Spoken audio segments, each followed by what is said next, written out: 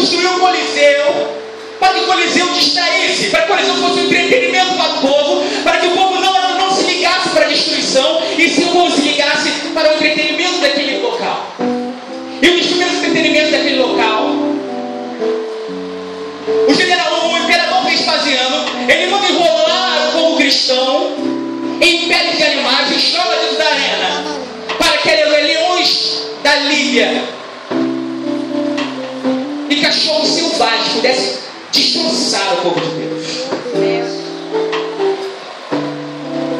15 anos depois, sobe ao reino o rei Domiciano.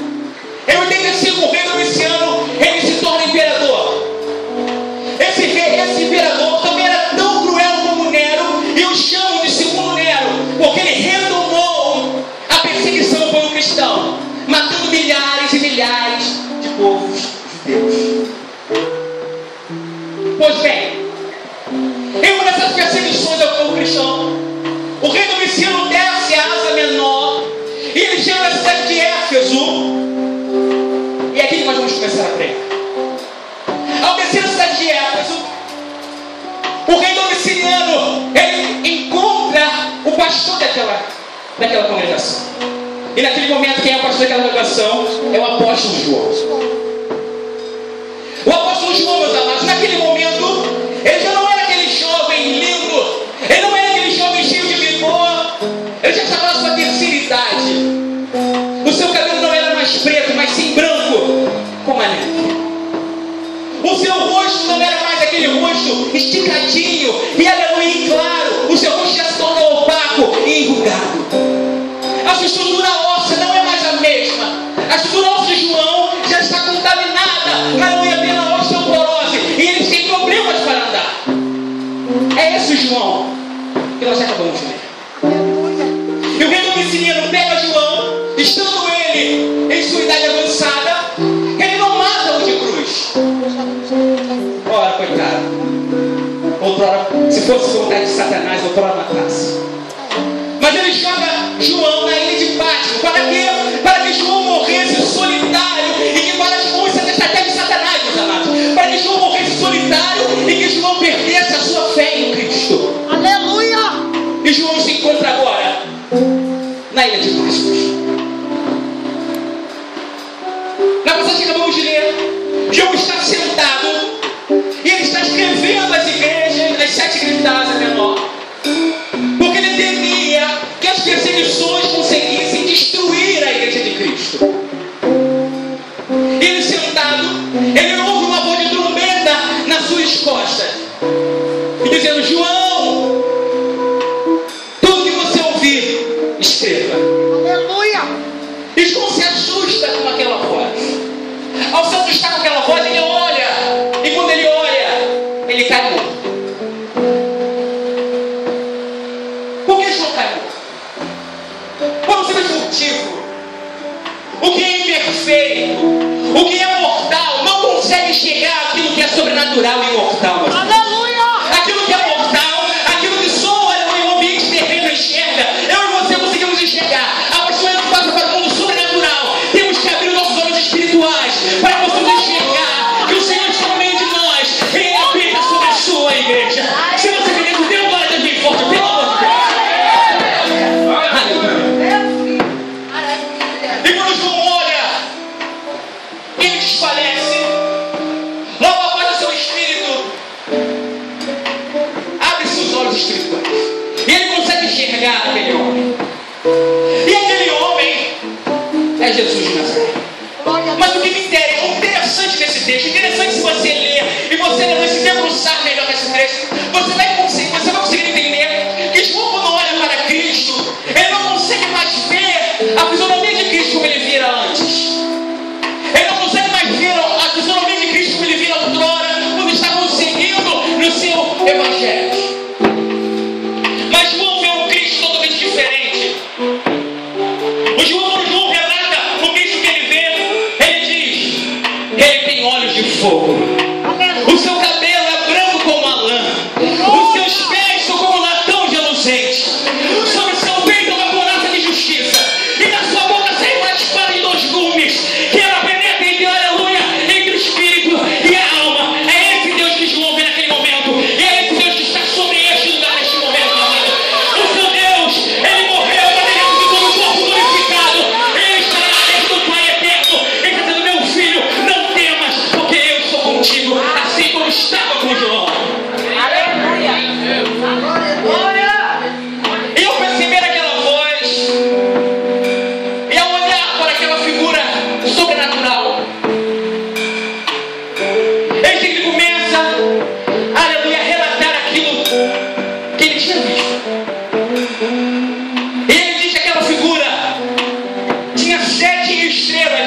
mão direita.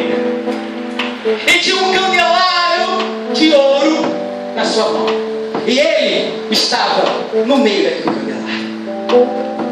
Aquele candelabro, meus amados, meus queridos irmãos, significa as 7 igrejas da Ásia. E por que não significa essa igreja que está aqui neste lugar? Sabe por quê? Porque Deus estava no meio do candelabro de ouro. Então eu posso perceber que, consequentemente, se Deus estava lá, consecutivamente Ele está aqui também no meio de nós. E Ele quer fazer um pouquinho de maravilhas neste lugar. Se você crê, dê uma glória a Deus bem forte a Ele. Aleluia. E ao observar todos esses símbolos, Jesus começa a conversar com João. Diz: João, escreva aí o que eu vou te dizer.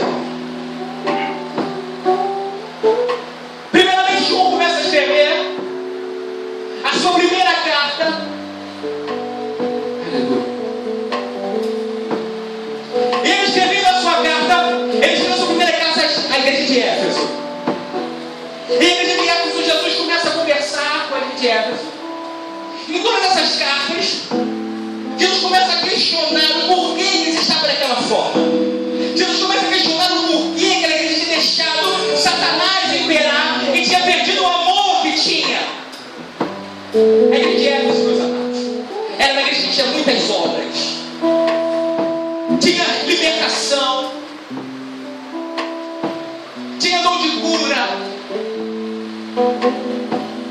fazia o evangelismo, ganhava almas, mas o que ela não tinha o principal, o amor. Do que adianta eu falar a língua dos anjos se eu não tiver o amor? Do que adianta? Do que adianta eu fazer as boas obras na casa do Senhor se lá fora eu não amo meu irmão e consequentemente eu não amo meu irmão, eu faço fofoca da vida dele? Meu Deus! O que adianta eu pregar, eu louvar, se eu tenho picuinho com o cara que está tocando teclado, se eu tenho picuinho com quem está batendo a bateria, se eu tenho picuinho com o pastor, de nada adianta essas duas obras se não tiver o amor. O amor de Cristo, que excede todo o entendimento. Pois bem, o tempo se avança. Vamos lá. Chegamos agora à segunda carta que João escreve para ele de Esmirna. O engraçado é que a igreja de Esmirna é a igreja mais pobre entre as 7. É a igreja que sofria mais tribulações entre as 7. Era a menor igreja. Mas o engraçado é que quando Deus começa a falar com a igreja de Esmirna, ele diz: Esmirna, eu sei que tu tens tribulação, e também eu sei que tu és pobre, mas ele parênteses, ele coloca: mas tu és rico. Olha que dicotomia é isso. Olha que incógnita. Como é que uma pessoa pode ser pobre e rica ao mesmo tempo? Como é que uma pessoa pode ter bens e ao mesmo tempo não ter? Mas isso é se olharmos pelos olhos carnais. A partir do momento que nós olhamos pelos olhos espirituais e conseguimos ler esse texto, nós vamos ver que quando Jesus diz que você é pobre, é no sentido financeiro da palavra, é no sentido de espécie. Mas quando Deus diz você, ao meu olho, você é rico, é porque eles não estão preocupados em juntar tesouro na terra, mas eles estão preocupados em juntar tesouro no céu. Não adianta você ter casa, carro. Davi tinha um império gigantesco, mas ele diz para seus salmos: do que adianta, Senhor, eu ter tudo que eu tenho, do que adianta eu ter ouro, do que adianta eu ter prata, do que adianta eu ter bronze, se eu não tenho a tua presença. A presença de Deus é mais importante, meu amado, do que ouro e prata, porque Ele é o dono do ouro e prata. Se você crê nisso, dá glória a Deus aí bem forte e receba a palavra de Deus. Do que adianta juntar ouro e prata na terra se você é pobre no céu? Meu Deus, que coisa forte. O ouro e a prata e o bronze, a traça e a ferrugem consomem. Mas se você juntar tesouro nos céus, eu te garanto uma coisa: nem a traça, nem o ouro, nem os principados, nem Satanás, nem os anjos poderão tirar aquilo que você juntou no céu, porque é seu, é a herança de Deus, é a obra de Jesus que está Deus na terra. Por isso, preguem a palavra de Deus, preguem as ensinamentos de Cristo, porque juntar tesouro no céu coisa que existe. Pois bem, pulamos da igreja divina. Chegamos agora na igreja de Pérgamo. Ao chegar na igreja de Pérgamo, podemos perceber que a palavra Pérgamo, ela vem do aramaico e ela vem dizer pergaminho. Por que isso? Porque a igreja de Pérgamo, na cidade de Pérgamo, existia a maior biblioteca naquela época. Só perdia para a biblioteca de Alexandria. E por isso o papiro, aleluia, o papiro que era antiga, escrita, aleluia, nos registros, começa a se desenvolver o pergaminho nessa cidade. Os rolos de pergaminho são desenvolvidos nessa cidade. Por isso o seu nome é Pérgamo.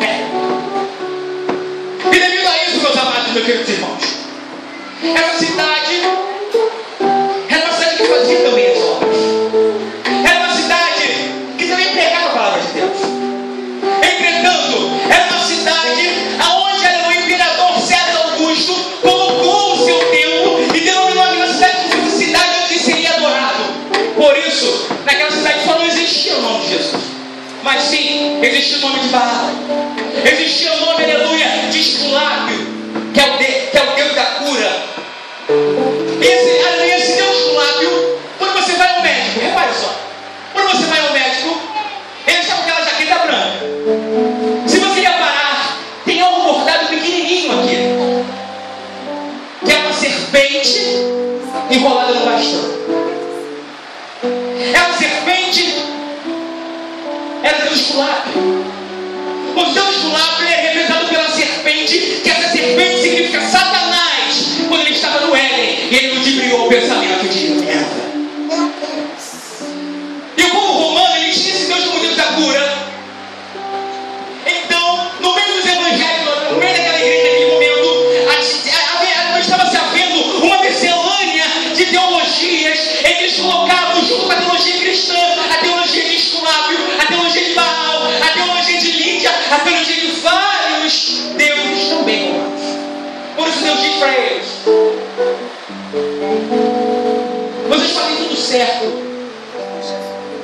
só que vocês ainda insistem em, aleluia, se misturar com esse povo que não pregou a mesma palavra. Meu Deus!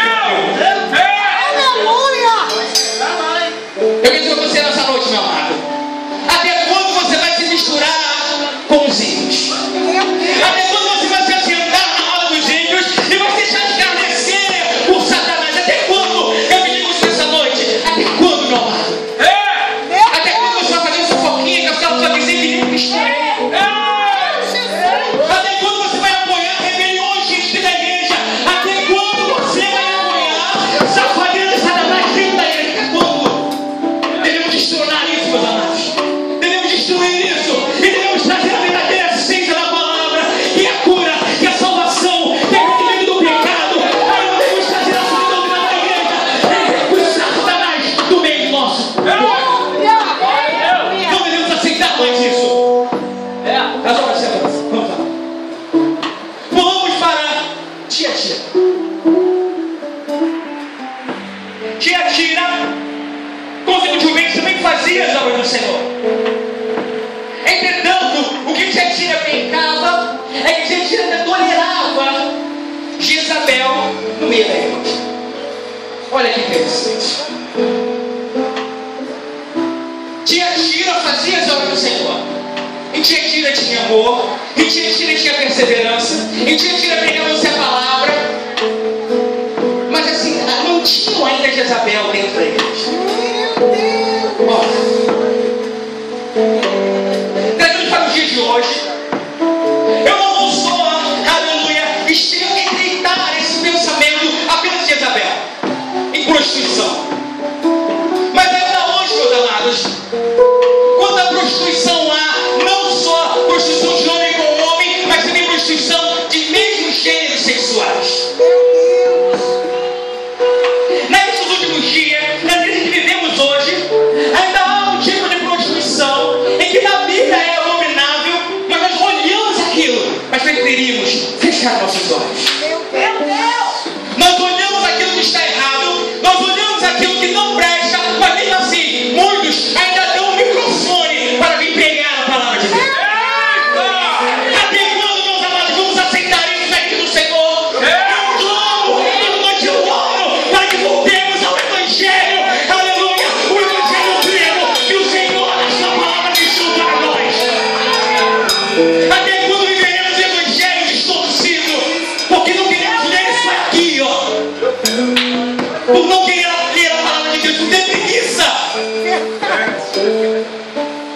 por achar que é chato.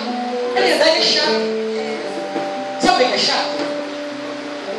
Porque aquilo ali faz você resistir ao diabo. E ele não quer isso. É por isso que a palavra do Senhor é chata para muitos. Porque Satanás coloca na nossa mente que, não vou ler não. Não vou ler não, porque é muita coisa, eu não sei ler, eu não sei. Pastor, eu não sei, pastor. Então, se eu não sei, eu prefiro me excluir. Olha, a omissão não remete o pecado de ninguém. A omissão não exclui o pecado de ninguém. Pelo contrário, leva você para o inferno. Meu Deus. Por isso, que é isso que voltar para a igreja de Tiatira. Abrir os seus olhos para poder enxergar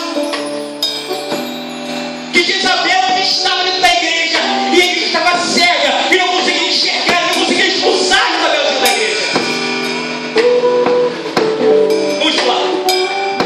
Além de Jezabel, existiam discípulos de Baal chamados Nicolaítas. E esses homens, eles adentravam no meio da igreja de Tiatira. Eles distorciam a palavra do Senhor dizendo, preste atenção que ainda há muitas seitas dizendo isso e você não conhece. Escute. Ele dizia que como a carne, como aleluia, nosso corpo é um corpo corruptível, não importava o que nós fizemos com esse corpo, porque ele seria destruído um dia. Olha aqui para isso. Eu vou repetir para você. Os discípulos de Baal, os Nicolaítas, eles diziam que a nossa carne é corruptível. A partir do momento que Adão, ele come aquela maçã, aleluia, a ligação entre Deus e a terra se rompe. Por isso, o pecado sempre está tendendo mais forte entre nós. E com isso, como o pecado está mais forte do que a santidade, nosso corpo é corruptível. E por isso, não tinha problema nenhum. Olha só, não tinha problema nenhum, não tem problema. Aleluia. Você transar antes do casamento, não tem problema, não tem problema não. Não tem problema, meu querido. Você fazer fofoca do teu irmão, não tem problema. É coisa boa. Não tem problema você adulterar e depois subir em cima do púlpito e pregar a palavra de Deus que é santa e reta. Não tem problema. Deus não vai te cobrar, não. Deus não é tão mal assim.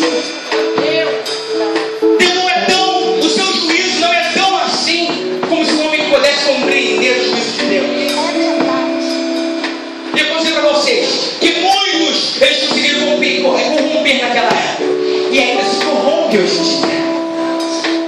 Muitas seitas corrompem os homens hoje em dia. Por exemplo, vou dizer para você, os mormons. Sabe como é que os mormons foram criados? Um dia Joseph Smith, um jovem teólogo da cidade dos Estados Unidos de Washington, ele dorme e nesse sonho ele vê um anjo, esse anjo vem de encontrar ele e esse anjo diz para ele, Joseph, eu fui enviado do Senhor para falar para você. Eis que eu trago uma tábua e essa tábua era de ouro. E essa tábua aqui aos mandamentos do Senhor. Por isso, tudo que você vê aqui, escreve e prega. E aí ele escreveu os livros dos mormons. Sabe como ele se formou o islamismo? Um jovem chamado Mohammed, cuidador de cabras no deserto do seu pai. Porque ele estava cuidando das cabras. E ele viu uma luz muito forte. Aquela luz fica contra ele. E ele ficou olhando aquela luz. E aquela luz diz, Mohammed, eu fui enviado do Senhor para falar para você. Tudo que eu falar, escreva e pregue a palavra. E aí nasceu o Corão, que é o livro dos islâmicos. Se nós paramos para pensar hoje em dia, ainda há muitos pastores que se eram e dizem que foram pegados por um anjo em sonho, e o anjo revelou a eles uma nova doutrina, e consecutivamente eles formam novas igrejas, e consecutivamente eles formam novos adeptos, e consecutivamente todos eles vão para o inferno. Nenhum escapa. A mão de Deus, o Jesus dessa palavra ele diz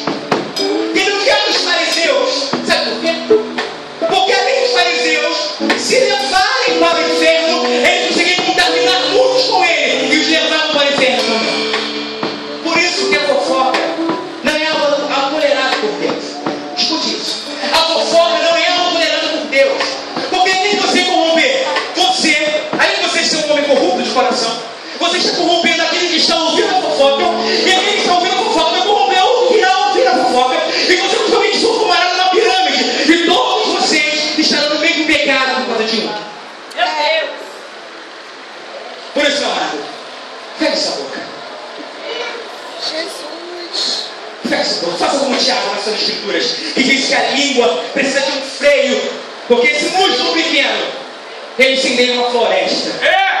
E ele leva muitas pessoas ao inferno. Cuidado. Porém, vamos passar. Chegamos agora no livro de Sardes, na carta a Sardes. O apóstolo João vai escrever a carta a Sardes. Muito seu coração se entristece ao ele ouvir o que Deus tinha mandado ele falar, escrever. Por quê? Porque tem todas essas cartas. Sardes era a igreja mais avivalista daquela época. Sardes é a igreja que quer dizer o culto com emoção, o culto com aleluia, com o Espírito Santo agindo. Existia nessa igreja muito antes desse não pentecostalismo que nós temos hoje, corrompido e distorcido. Por isso, essa igreja de Sardes era uma igreja avivada, como nós dizemos. Mas olha que interessante. Embora a igreja de Sardes fosse avivada, Deus diz para você, Deus diz para a igreja de Sardes: e no momento que você é avivado, Sardes, você está morto. Meu Deus. Da mesma forma que você fala línguas estranhas, Sardes, você está morto. Em Mateus, Jesus fala: vocês são como sepulcro caiados. Sepulcro caiados, meus amados. Caiados é um prefixo, aleluia, em grego, que significa pintado de cal, pintado de branco.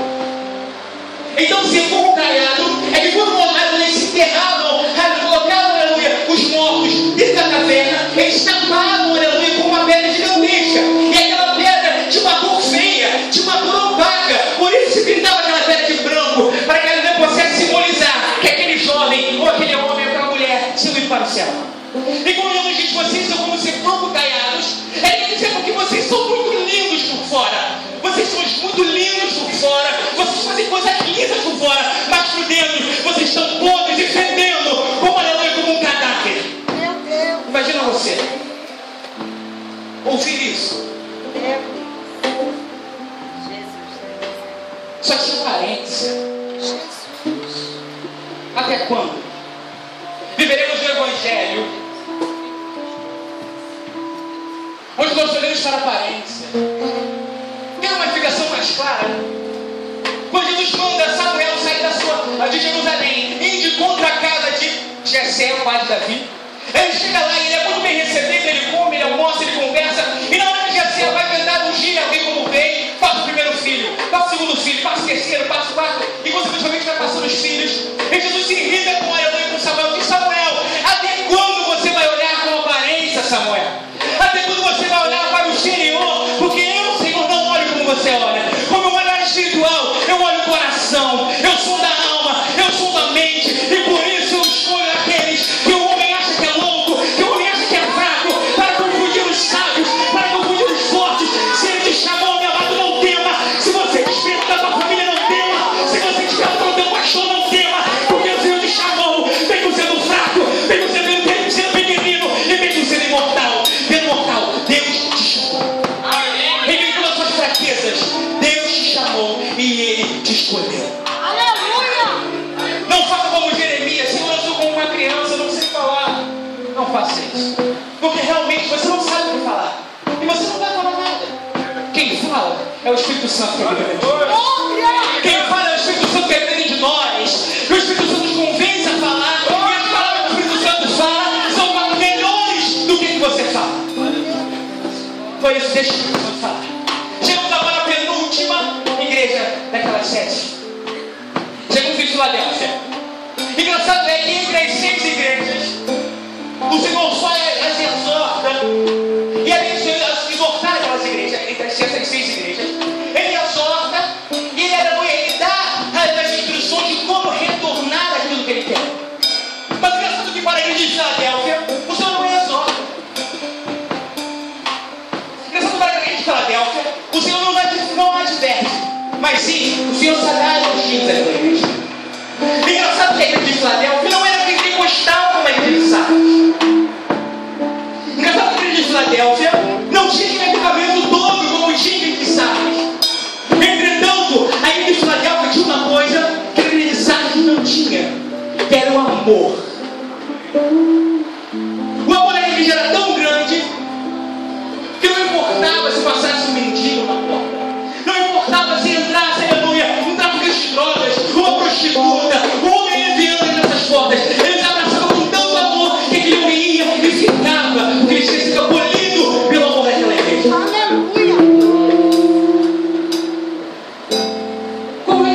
fazer para sermos igreja igual a Deus?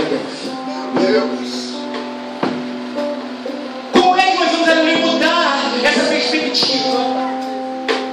É como nós pararmos para olhar o nosso irmão, para olhar para o nosso semelhante, com um olhar de desdém, com um olhar de, eu tenho mais dinheiro, o meu sapato é mais bonito, o meu terno é mais cara, de marca mais cara, a minha blusa, ela tem um linho diferente. E quando você ficar olhando para essas coisas que são banais, e começar a olhar o seu irmão, não pelo estado que ele se encontra, mas sim no estado que após Deus transformar a sua vida, ele irá ficar. Aleluia. O amor de Deus é capaz de mudar vidas. O amor de Deus é capaz de mudar histórias. O amor de Deus é capaz de mudar reinos. O amor de Deus é capaz de mudar impérios. Por causa de Moisés, Deus não destruiu o povo de Israel por amor a Moisés.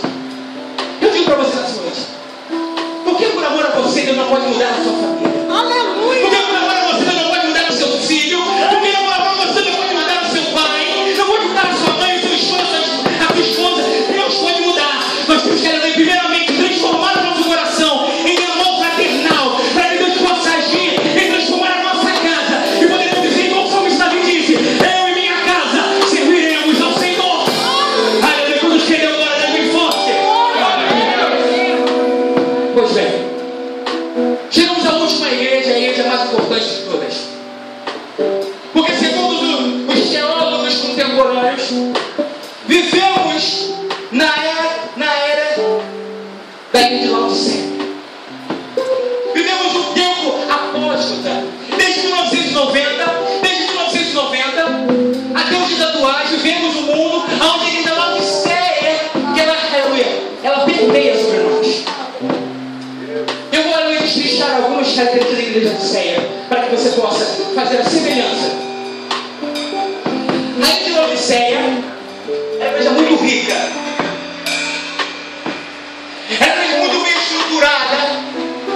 Tinha bancos confortáveis. Tinha o piso de mármore.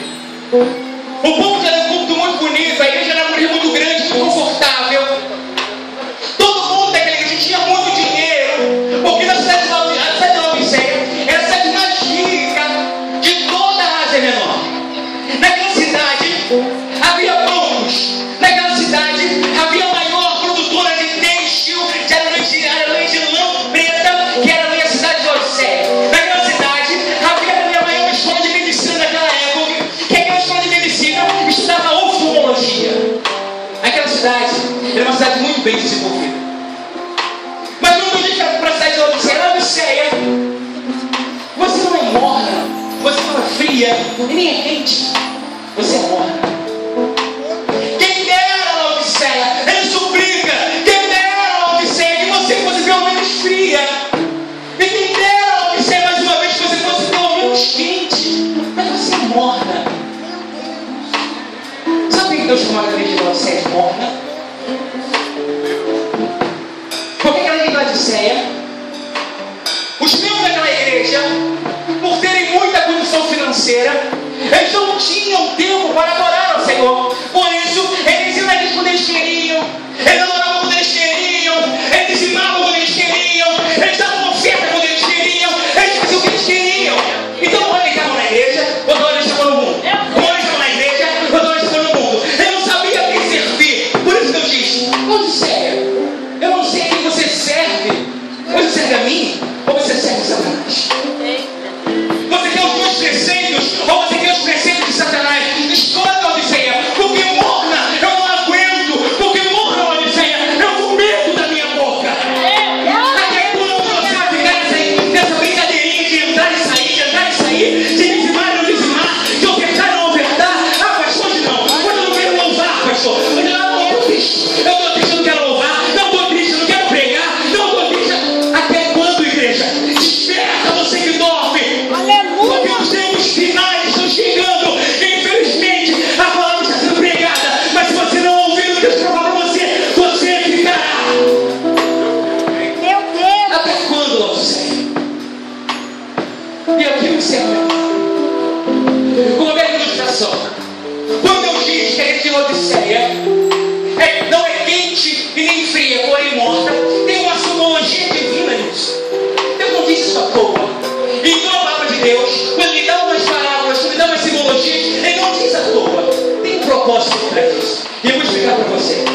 força.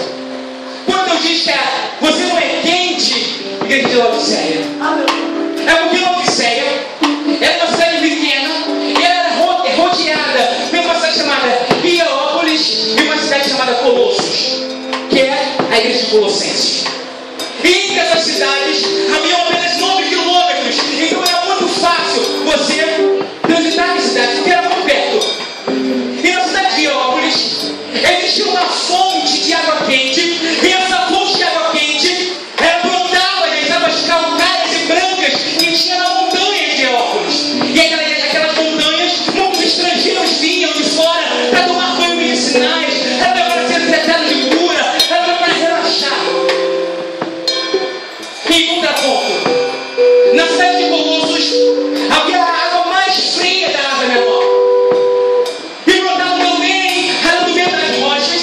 E essa água também era boa para o seu consumo de bebida, precisava para o banho. Essa água era muito boa para os medicinais. Então, assim, esses dois lugares eram muito visitados.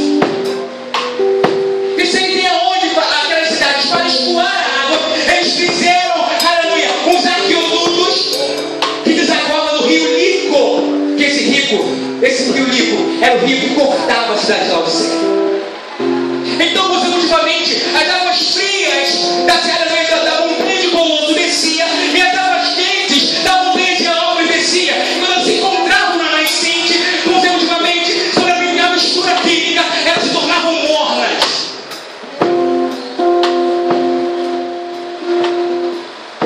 Isso quer dizer o quê, irmãos? Até quando vai jorrar na sua vida duas fontes de água? Até quando vai jorrar na sua vida água doce e água amarga? Até quando você vai deixar o Evangelho como está? Até quando você não vai fazer nada para mudar o Evangelho? Até quando viveremos esse mundo onde Satanás está cada dia mais dentro da igreja e nós não conseguimos enxergar isso? E eu digo mais uma vez, voltemos ao Evangelho. Voltemos ao Evangelho, igreja.